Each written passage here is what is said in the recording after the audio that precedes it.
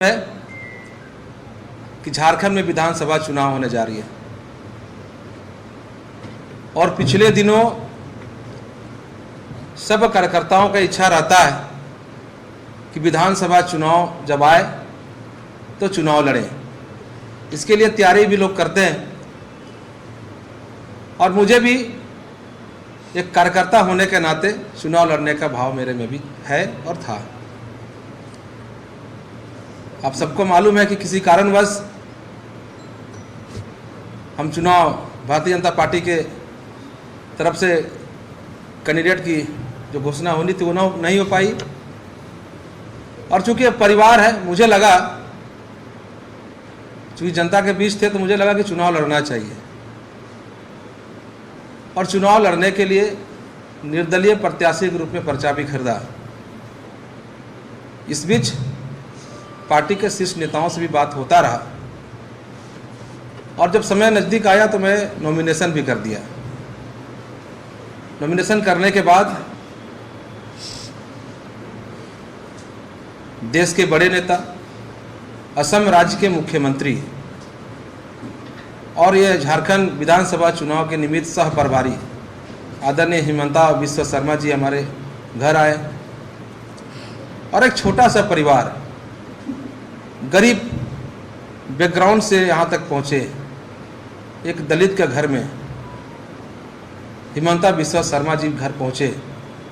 हमने आतिथ्य से सत्कार भी किया, उनसे बातचीत भी हुई और ऐसे नॉमिनेशन करने के बाद भी या नॉमिनेशन करने के पूर्व भी मन में एक हमेशा रहता था कि हम सब एक ही मिशन पे निकले हैं। जिस प्रकार से झारखंड में झारखंड राज्य के मुख्यमंत्री हेमंत सोरेन जी जो सरकार चलाए और उस सरकार को हटाकर एक अच्छी सरकार देने के लिए हम सब आगे निकले हैं। यह भाव हमेशा नॉमिनेशन या नॉमिनेशन पूर्व मेरे में आता रहा। जब आदरणीय हिमंता बिस्वा शर्मा जी से कल मुलाकात हुई, हमारे घर आए, 1.5 घंटे हमारे घर में रहे, उसके बाद से मुझे लगा कि झारखंड को बचाना है तो बिखरना नहीं है। और आज मैं आप सबके समक्ष मैं कांके विधानसभा क्षेत्र की जनताओं से जो चाहते हैं और चाहते भी हैं, अपने बेटा के रूप में मुझे रखते हैं, भाई के रूप में रखते हैं। मैं चुनाव वहाँ लड़ना चाहता था, लेकिन कभी कभी राष्ट्र को देखते हुए और राज्य को देखते हुए व्यक्तिगत स्वार्थ त्यागना पड़ जाता है और हम बहुत बड़ा त्याग कर रहे हैं। इसके बाद जनता के बीच हम जाएंगे, जनता के बीच रहेंगे, लेकिन मेरे लिए राष्ट्र सर्वोपरि है, हमारे लिए भारतीय जनता पार्टी सर्वोपरि है। इसलिए आपने पहले भी देखा होगा, जो भी हमारा इंटरव्यू था, चाहे पर्चा खरीदने के बाद या पर्चा भरने के बाद, हमने भारतीय जनता पार्टी के खिलाफ या भारतीय जनता पार्टी के नेताओं के खिलाफ मैं नहीं बोलता, ना मैं इस्तीफा दिया था, क्योंकि भारतीय जनता पार्टी एक पार्टी है जो राज्य को संभाल सकता है, राज्य को विकास कर सकता है। और मुझे मेरे चुनाव लड़ने से कांके विधानसभा से ऐसा लगता कि भाजपा से हम अलग हो गए और अभी समय है भाजपा को मजबूत करने के लिए।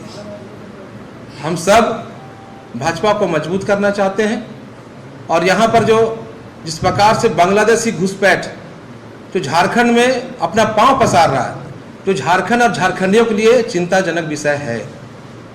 ऐसे समय में जो सरकार बांग्लादेशी घुसपैठियों को आमंत्रण कर रहा है, शरण दे रहा है, वैसे सरकार को हटाकर जो बांग्लादेशी घुसपैठ से मुक्त कराए और झारखंड को मजबूत बनाए और झारखंड जिन उद्देश्यों से अटल बिहारी वाजपेयी जी ने बनाया था, वो झारखंड बनाने के लिए भाजपा को मजबूत करना आवश्यक है। मुझे मेरी बात हुई कल, चूंकि हम जब कांके विधानसभा क्षेत्र में घूमते हैं लगातार, तो वहाँ के विषयों को उठाते थे। आप सब मीडिया के माध्यम से आप लोग भी उठाए हैं। हमारे यहाँ बहुत सारे विषय हैं। हमने कहा, आदरणीय हिमंता बिस्वा शर्मा जी से मैंने कहा कि आखिर जो हमारा विषय जिसे लेकर जनता चाहते हैं कि कमलेश राम वो विषय को उठाएगा, वो विषय का हल कैसे होगा। आदरणीय हिमंता बिस्वा शर्मा जी ने कहा है और हमारे उस बैठक में दीपक प्रकाश जी भी आए हुए थे, प्रदीप वर्मा जी राज्यसभा सांसद जी भी आए हुए थे और सभी नेताओं से राय मशविरा किया कि आखिर कांके का भविष्य क्या होगा। उन्होंने आश्वस्त किया है कि कांके का जो विषय है विधायक के रूप में नहीं कर पाएंगे, लेकिन भारतीय जनता पार्टी की सरकार बनेगी। जो कांके में जो बुढ़मू के नौजवान जो पढ़े लिखे छात्र वहाँ के लोग संघर्ष कर रहे हैं कि बुढ़मू में डिग्री कॉलेज बनाया जाए। तो हम बात किए हमारे विमलता विश्व शर्मा और पार्टी के नेताओं से कि सरकार बनती है तो हम विधायक रहे ना रहे, लेकिन बुढ़मू में डिग्री कॉलेज बननी चाहिए, जिसमें सहमति बनी है। साथ ही साथ हमारे यहाँ बेरोजगार की बहुत बड़ी समस्या है, वो समस्या का भी निराकरण करने के लिए बात हुई। आप सबको याद होगा कि जब माननीय रघुवर दास की सरकार थी, तब हमारे बुढ़मू प्रखंड के चकमे में एक कपड़ा का फैक्ट्री, कपड़ा का जो टेक्सटाइल खुला था, लेकिन जैसे ही हेमंत सोरेन का सरकार बना, हमारा वहाँ पर पिलर खड़ा हो गया वो टेक्सटाइल खोलने के लिए। जैसे ही हेमंत सोरेन के सरकार बना, उस प्रोजेक्ट को बंद कर दिया। अगर वो टेक्सटाइल बन के तैयार हो जाएगा तो वहाँ के 10,000 हमारे भाई बहनों का नौकरी लग जाएगा।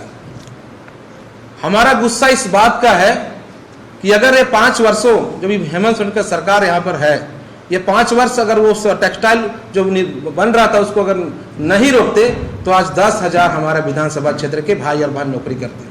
विषय ये कि आने वाला समय में भारतीय जनता पार्टी की सरकार, एनडीए की सरकार बनेगी तो चकमे के जो टेक्सटाइल जो वहाँ पर बंद पड़ा है वह हम लोग सरकार के माध्यम से उसको करने का काम करेंगे। हमारे यहाँ बहुत बड़ा विषय है, क्योंकि किसान का क्षेत्र है, सारे विषयों पर हम लोग कल बात किए, 1.5 घंटा हमारी बात हुई कि ये विषय है, मुझे इस विषय के लिए ही आगे कर दिया गया है। जनता को ये विषय में निराकरण चाहिए। तो हमने बात किया कि हमारे किसान क्षेत्र है, बहुत सारे पत्रकार साथी हमारे कांके विधान से भी यहाँ पर उपस्थित हैं। हमारे यहाँ कोल्ड स्टोर नहीं होने के कारण किसान का जो फसल है वो कभी कभी बर्बाद हो जाता है, जिसमें लाखों का उसको नुकसान होता है। तो हमने